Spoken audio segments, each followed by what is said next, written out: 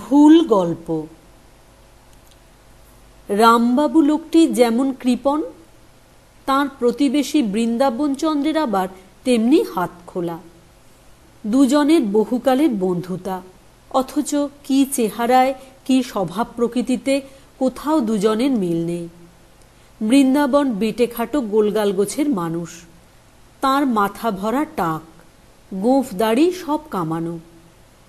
56 বছর অতি প্রশংসার সঙ্গে রেজিস্ট্রি অফিসে চাকরি করে শেষ দিকে তাঁর খুব পদোন্নতি হয়েছিল। এখন 60 বছর বয়সে তিনি সবেমাত্র পেনশন নিয়ে বিশ্রাম করছেন। তিনি, তাঁর গিন্নি আর এক বুড়ো জ্যাঠামশাই, এছাড়া সংসারে তার আর কেউ নেই। জ্যাঠামশাই বিয়ে টিয়ে করেননি, বৃন্দাবনের সঙ্গেই থাকেন। রামপ্রসাদ সান্যাল লোকটি ছিপছিপে লম্বা। পোস্টমাস্টার প্রাণ সংশয় ঘোষ ছাড়া তেমন ঢ্যাঙা লোক সে পাড়াতে আর খুঁজে পাবে না। এক অক্ষর ইংরাজি জানেন না, কিন্তু মার্বেল পাথর আর পাটের তেলের ব্যবসা করে তিনি প্রকাণ্ড দোতলা বাড়ি করেছেন, দেশে জমিদারি কিনেছেন আর নানা রকম কারখানায় অংশীদার হয়ে বসেছেন। তাঁর 8টি ছেলে, কিন্তু মেয়ে একটিও হলো না বলে তাঁর ভারী দুঃখ। প্রকাণ্ড কপাল, তার উপর একরাশ চুল, মুখে লম্বা লম্বা দাড়ি, আর চোখে হাল ফ্যাশনের ফ্রেম ছাড়া চশমা। কানের সঙ্গে তার সম্পর্ক নেই, কেবল নাকের উপর স্প্রিং দিয়ে এঁটে বসানো। মোট কথা, দেখলেই বোঝা যায় যে মানুষটি কম কেউ কেটা নন। প্রতিদিন সন্ধ্যা হতেই পাড়ার মাতব্বর বাবুরা সবাই রামবাবুর বৈঠকখানা ঘরে এসে জোটেন, আর পান, তামাক, চা, বিস্কুট, সন্দেশ ইত্যাদির সঙ্গে খুব হাসি তামাশা গল্পগুজব চলতে থাকে। বৈঠকখানা ঘরটি বেশ বড়। মেঝের উপর প্রকাণ্ড ফরাস পাতা, তার উপর কতকগুলো মোটাসোটা তাকিয়া আর রংচঙে হাত পাখা এদিক ওদিক ছড়ানো।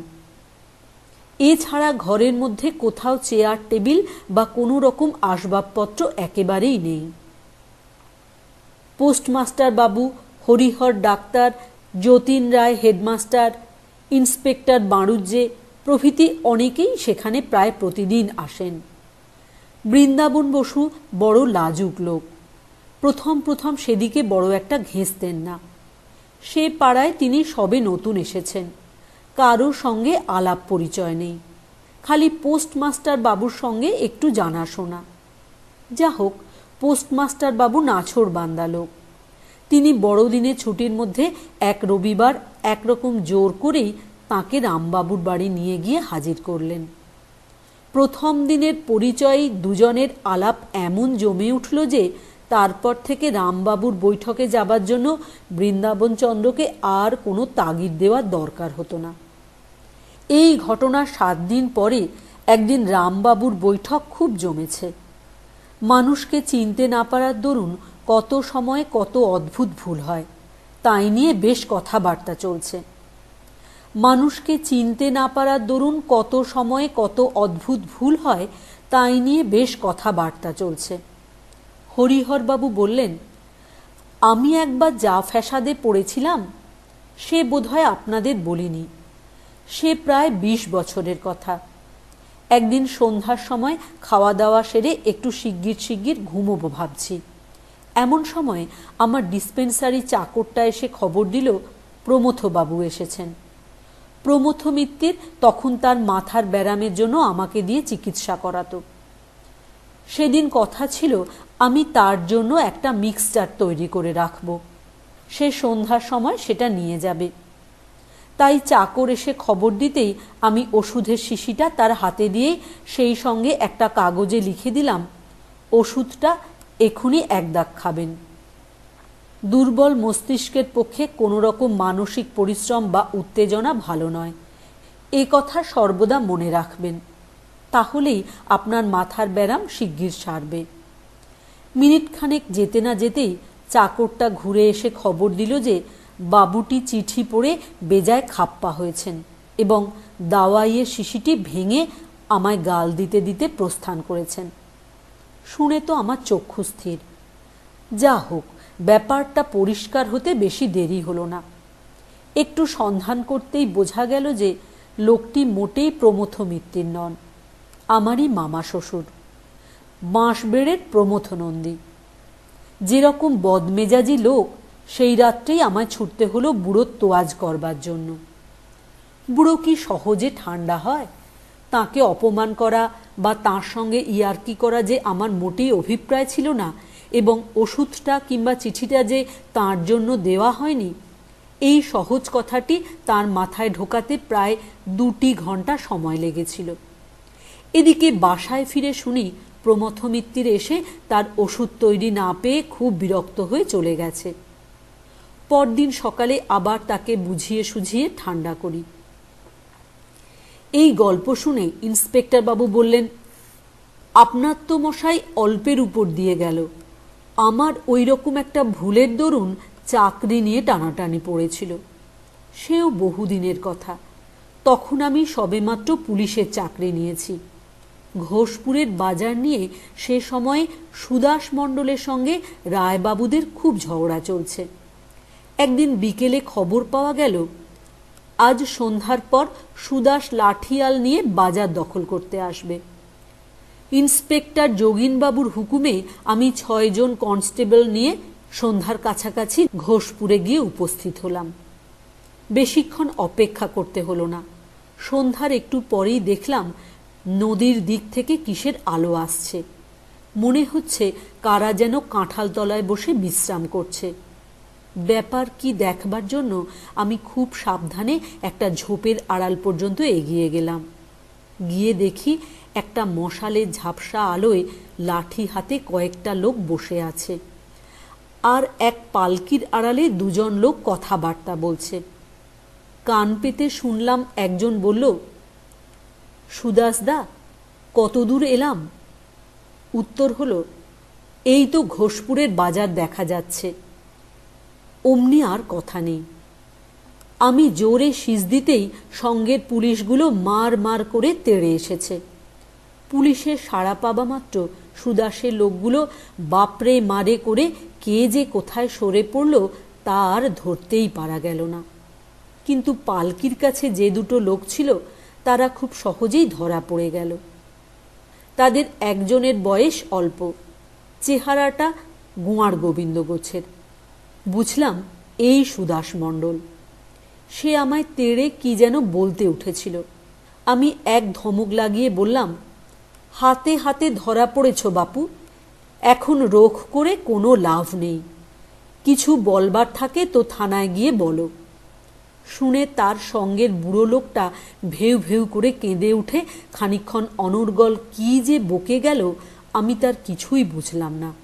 খালি বুঝলাম যে সে আমাকে তার সুদাসদার পরিচয় বোঝাচ্ছে।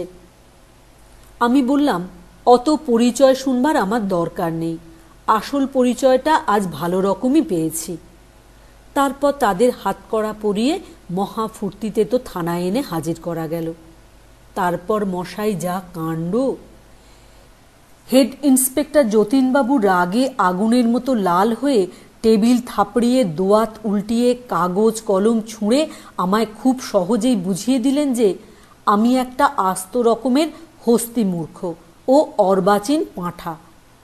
যে লোকটিকে ধরে এনেছি সে মোটেই সুদাস মণ্ডল নয়, তার নাম সুভাষচন্দ্র বোস। সে যতীনবাবুর জামাই। সঙ্গের লোকটি তার ঠাকুরদাদার আমলে চাকর। যতীনবাবুর কাছেই তারা আসছিল।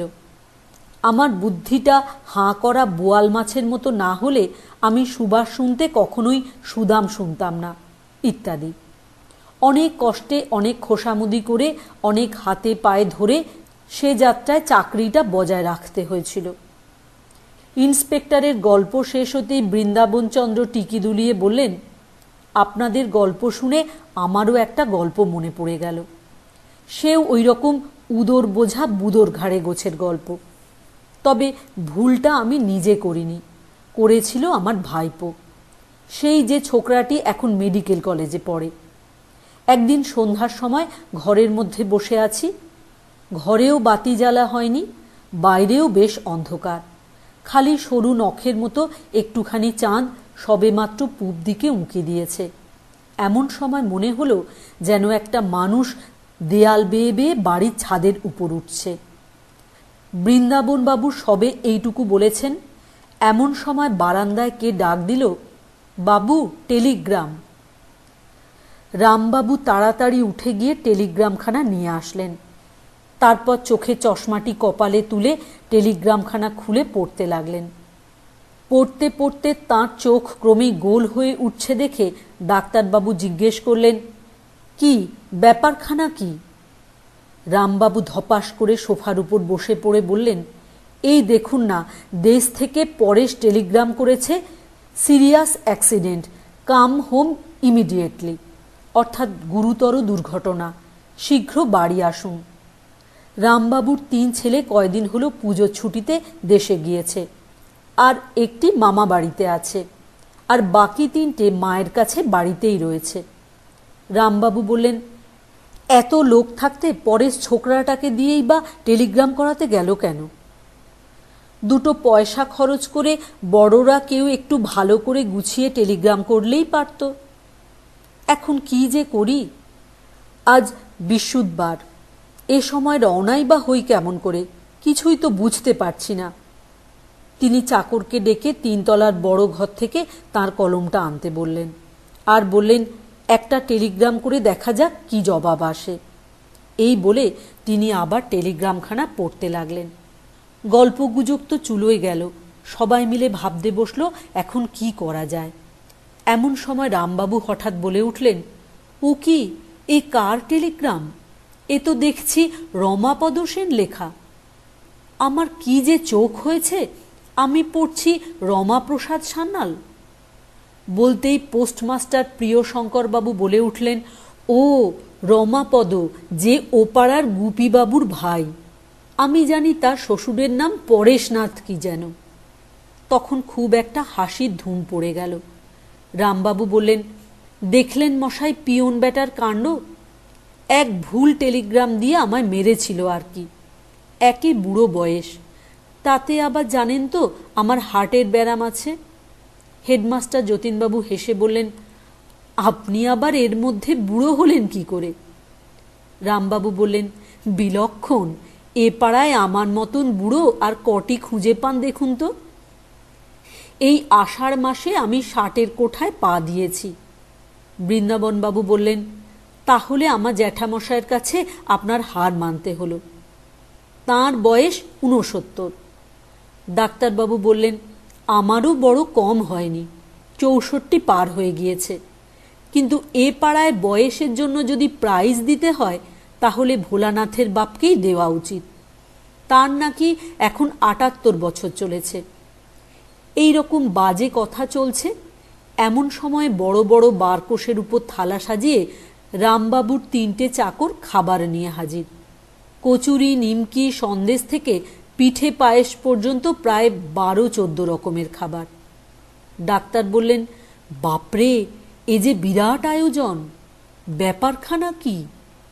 রামবাবু বললেন, ওই যা, আসল কথাই বলতে ভুলে গেছি। আজ আমার জামাই এসেছেন, তাই বাড়িতে একটু মিষ্টি মুখের আয়োজন করা হয়েছে। ডাক্তারবাবু হেসে বললেন, এত বড় গুরুতর কথাটাই বলতে ভুলে গেলেন? আপনার বয়সটা নিতান্তই বেড়ে গেছে দেখছি। বৃন্দাবন বললেন, তা হোক, আজকের বৈঠকে অনেক রকমই ভুলের কাণ্ড শুনলাম আর দেখলাম, কিন্তু এ ভুলটি বেশি দূর গড়ায়নি। আসুন এখন ভুলটা সংশোধন করে নেওয়া যাক। 1. গোড়াতেই রামবাবুকে কৃপণ বলা হইয়াছে, কিন্তু গল্পে তাহার স্বভাবের যে পরিচয় দেওয়া হইয়াছে তাহা মোটেই কৃপণের মতো নয়। 2. বলা হইয়াছে রামবাবু ও বৃন্দাবনবাবুর মধ্যে বহুকালের বন্ধুতা, অথচ পরেই বলা হইয়াছে কারো সঙ্গেই বৃন্দাবনবাবুর আলাপ পরিচয় নাই। 3. প্রথমেই বৃন্দাবনবাবুর মাথা ভরা টাক বলা হইয়াছে, অথচ তিনি টিকি দুলাইতেছেন। 4. প্রথমে বলা হইয়াছে তাহার বয়স 60, কিন্তু তিনি চাকরি করিয়াছেন 56 বৎসর। 5. বলা হইয়াছে যে গিন্নি আর জ্যাঠামশাই ছাড়া তাহার আর কেহ নাই, কিন্তু পরে তাহার এক ভাইপোকে হাজির করা হইয়াছে। 6. প্রথমে পোস্টমাস্টারের নাম বলা হইয়াছে প্রাণশঙ্কর, পরে লেখা হইয়াছে প্রিয়শঙ্কর। 7. রামবাবু ইংরাজি জানেন না, অথচ তিনি চটপট ইংরাজি টেলিগ্রাম পড়িতেছেন। 8. রামবাবু পাটের তেলের ব্যবসা করেন, কিন্তু এরকম কোনো তেল বা ব্যবসার কোনো কথা শোনা যায় না। 9. ওই লাইনে তাহার বাড়ি দোতলা বলা হইয়াছে, কিন্তু চাকর গেল 3 তলায়। 10. রামবাবুর 8টি ছেলে, কিন্তু মাত্র 7টির হিসাব পাওয়া যাইতেছে। 11. রামবাবুর মেয়ে নাই, কিন্তু তাহার এক জামাই আসিয়া হাজির। 12. তাহার চশমার যে বর্ণনা দেওয়া হইয়াছে সেরূপ চশমা কপালে তোলা যায় না। 13. প্রথমে বলা হইয়াছে ঘরে কোনো রকম আসবাবপত্র নাই, কিন্তু পরে সোফার উল্লেখ করা হইয়াছে। 14. বলা হইয়াছে বড়দিনে ছুটির মধ্যে এক রবিবার বৃন্দাবন রামবাবুর সঙ্গে দেখা করিলেন। গল্পের ঘটনা তার 7 দিনের পরে, সুতরাং সেদিন বৃহস্পতিবার হইতেই পারে না। 15. বড়দিনের সপ্তাহখানেকের মধ্যেই পূজার ছুটি অসম্ভব। 16. বৃন্দাবনবাবুর বয়স গোড়াতেই 60 বলা হইয়াছে, তাহা হইলে তাঁর জ্যাঠামশায়ের বয়স মোটে 59 হইতেই পারে না। 17. চাঁদকে যখন আমরা সূর্যের কাছাকাছি দেখি তখনই তাহার চেহারা থাকে সরু নখের মতো। সন্ধ্যার সময় পূর্ব দিকে অর্থাৎ সূর্যের উল্টা দিকে তাহার ওরকম চেহারা অসম্ভব।